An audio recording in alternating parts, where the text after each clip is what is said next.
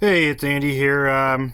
Figured I'd do a little video. I am replacing the pins on some drive shafts here, and then I'll also be replacing the pins on the CVDs too.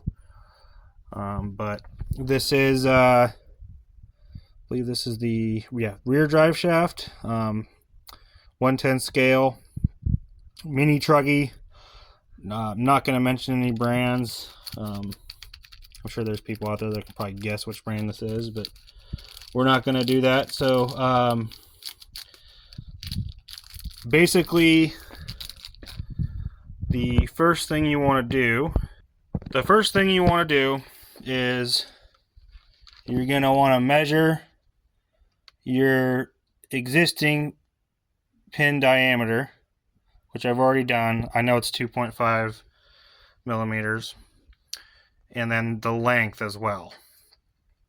So these I think weren't quite 10, but close enough. So and then I did is I ordered these off of eBay, M2.5 by 10 millimeter pins, solid steel. You can get these other places, but eBay I found is the cheapest. So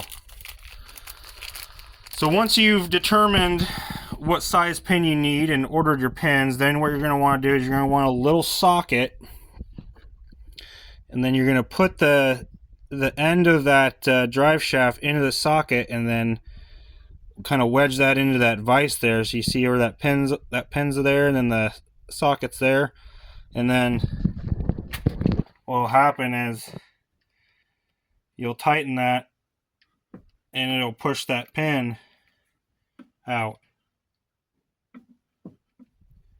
and you're going to go up until it stops, okay, and then you're going to back off. So let me put the phone down a second. I don't have one of those fancy holders.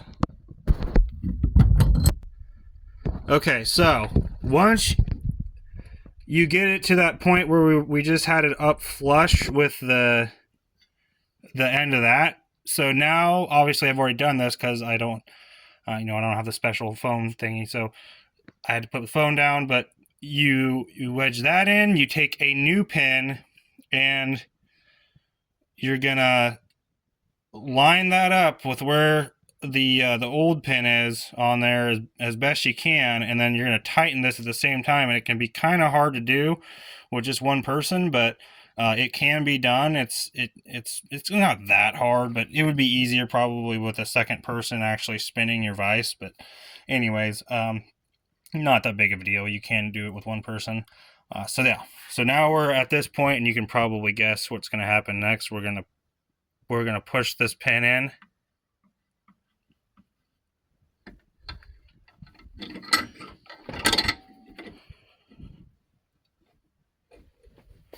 and it looks like we're kind of going in at an angle, which I don't really like.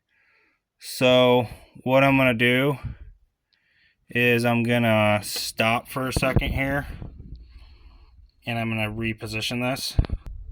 Okay, so I did go ahead and reposition it, and I went ahead and pushed it all the way through, but that gives you a good idea of what you've got to do. If you do happen to push it through a little bit too far, you can always just switch it out and, put your,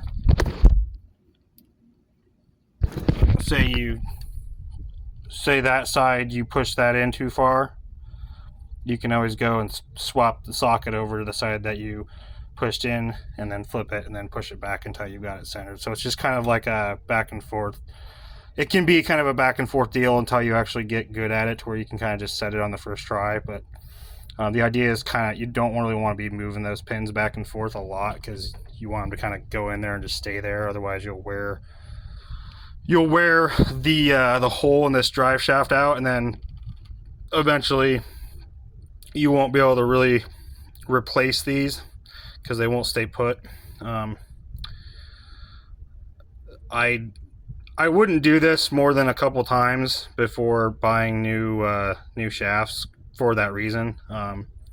But yeah, so there you go. Now you know a lot cheaper alternative to replacing these pins than buying all new shafts. It's significantly cheaper, and most people have like a little socket and a vise laying around. So, all right, well, have a good day.